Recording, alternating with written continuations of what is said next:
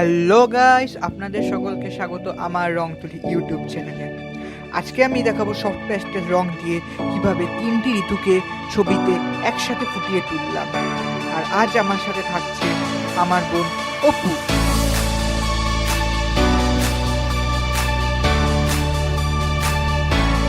Hello guys, আমি অপু। তবে চলো আজকের আঁকা শুরু করা যাক।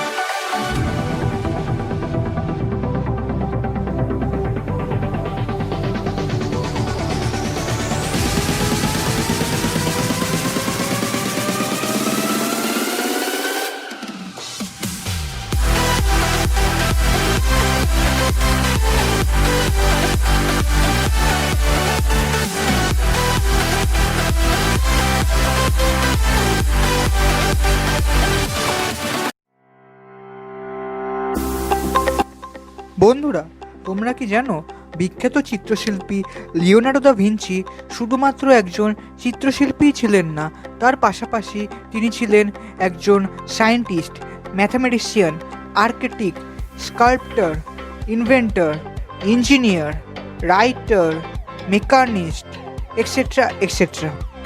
তাহলে ভাবো তো মানুষটা কত গুণী ছিলেন। তাহলে বন্ধুরা, আজকের ভিডিওটা এইটুকুই ছিল। আবার দেখা হবে পরের ভিডিওতে। টাটা।